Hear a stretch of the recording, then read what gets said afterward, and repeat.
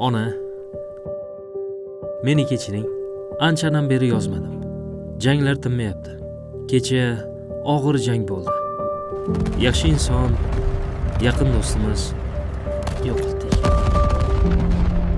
Men hech yig'lamasdim. Lekin kecha yig'ladim.